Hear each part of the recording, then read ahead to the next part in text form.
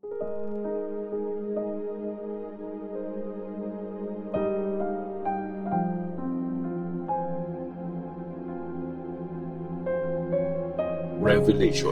chapter 22. Pinakita din sa akin ng angel yung ilog ng tubig na nagbibigay buhay.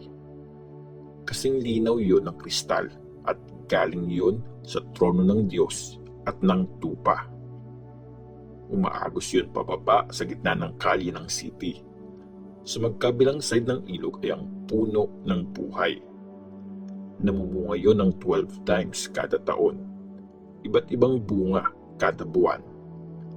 Pinapagaling ng dahon nun ang mga sakit ng mga tao sa mundo. Walang kahit anong sinumpa ng Diyos ang makikita sa city na yon. Makikita sa city ang trono ng Diyos at ng tupa at sasambahin siya ng mga lingkod niya. Makikita nila ang mukha niya at isusulat sa noo nila ang pangalan niya. Wala ng gabi. Hindi na nila kailangan ng mga ilaw o ng araw kasi ang Panginoong Diyos ang magiging ilaw nila at maghahari sila magpakailanman. Ang pagdating ni Jesus. Tapos, sinabi sa akin ng angel, totoo at maaasahan ang mga salitang to. Ang Panginoong Diyos na nagbibigay ng kanyang espiritu sa mga prophets, siya ang nagpadala ng angel niya para ipakita sa mga nagsiserve sa kanya ang mga malapit ng mangyari. At sinabi ni Jesus, parating na ako. Blessed ang mga sumusunod sa mga prophecy sa librong ito. Ako si John, narinig at nakita ko mismo ang mga bagay na ito. After kong marinig at makita ang lahat, tumapa ako sa paanan ng angel na nagpakita sa akin ng mga ito at sasabahin ko na sana siya. Pero sinabi niya sa akin, huwag mong gawin yan. Pareho lang tayo nagsiserve sa Diyos, kasama ang mga kapatid mong prophets at ang mga sumusunod sa sinasabi ng librong to. Ang Diyos ang sambahin mo.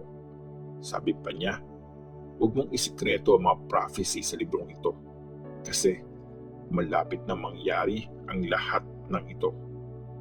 Magpatuloy sa pagiging masama yung masama at yung immoral, magpatuloy sa pagiging immoral. Ang mabuti, magpatuloy sa paggawa ng mabuti at ang banal sa pagiging banal.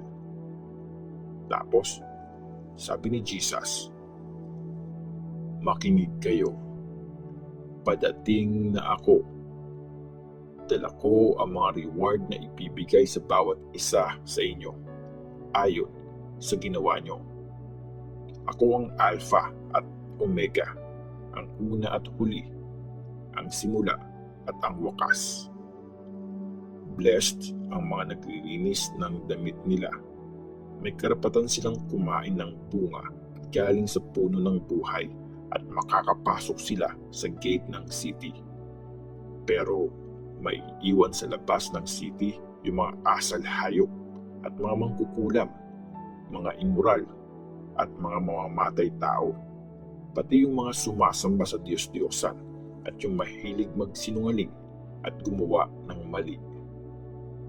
Ako si Jesus.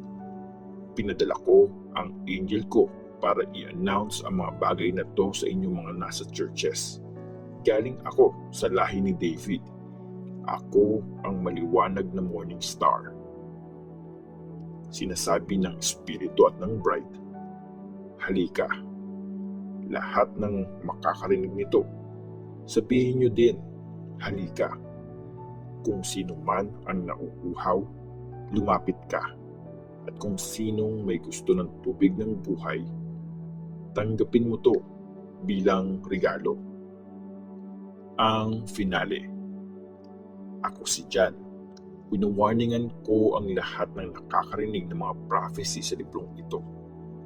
Kung may magdadagdag sa mga ito, idadagdag ng Diyos sa kanya ang mga salot na sinabi dito. At kung may magtatanggal ng kahit ano sa mga prophecy na nakasulat sa librong ito, tatanggalin din ng Diyos ang parte niya sa puno ng buhay at sa banal na city na nabanggit sa librong ito. Yun nagsasabing totoo ang lahat ng ito. Sabi niya, oo, parating na ako. Amen. Panginoong Jesus, dumating ka na. Tanggapin yung lahat ang sobrang kabaitan ng Panginoong Jesus. Amen.